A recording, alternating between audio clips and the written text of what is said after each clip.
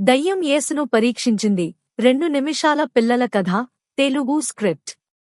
ఒకరోజు యేసు దేవునితో సమయం గడపడానికి ప్రశాంతమైన ఎడారికి వెళ్ళాడు.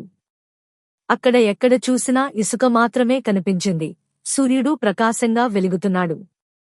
దేవుడు ఇచ్చిన పనికి సిద్ధం కావడానికి యేసు ప్రార్థించాడు. 40 రోజులు మరియు 40 రాత్రులు యేసు ఆ ఎడారిలోనే ఉన్నాడు.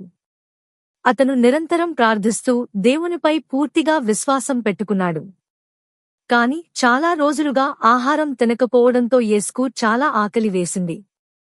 అప్పుడు దయ్యం అతన్ని పరీక్షించడానికి వచ్చింది. దయ్యం నేలపై ఉన్న రాళ్లను చూపిస్తూ చెప్పింది, నీవు దేవుని కుమారుడివైతే ఈ రాళ్లను రొట్టెలుగా మార్చు. కాని యేసు ప్రశాంతంగా ఇలా చెప్పాడు, మనిషి కేవలం ఆహారంతోనే కాదు, దేవుని ప్రతి మాటతో జీవిస్తాడు అని పవిత్ర గ్రంథం చెబుతోంది. తర్వాత దయ్యం మళ్లీ ప్రయత్నించింది. అది యేసును ఒక ఎత్తైన దేవాలయపు పైభాగానికి తీసుకెళ్లి చెప్పింది, నీవు దేవుని కుమారుడివైతే ఇక్కడి నుండి దిగిపో. దేవదూతలు నిన్ను రక్షిస్తారు. అప్పుడు యేసు ఇలా చెప్పాడు, దేవునిని పరీక్షించకూడదు అని కూడా గ్రంథం చెబుతోంది. ఇంకా దయ్యం వదిలిపెట్టలేదు.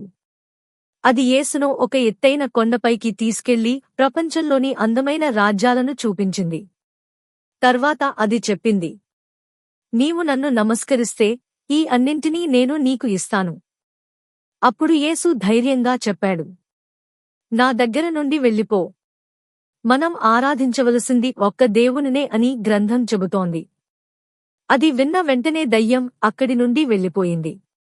కొద్దిసేపటి తర్వాత దేవదూతలు వచ్చి యేసును సేవించారు మరియు ఆయనకు సహాయం చేశారు.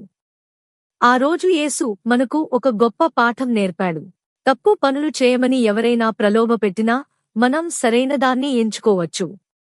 మనము దేవునిపై విశ్వాసం ఉంచి ఆయన మాటలను అనుసరిస్తే మనము బలంగా మరియు ధైర్యంగా ఉండగలం.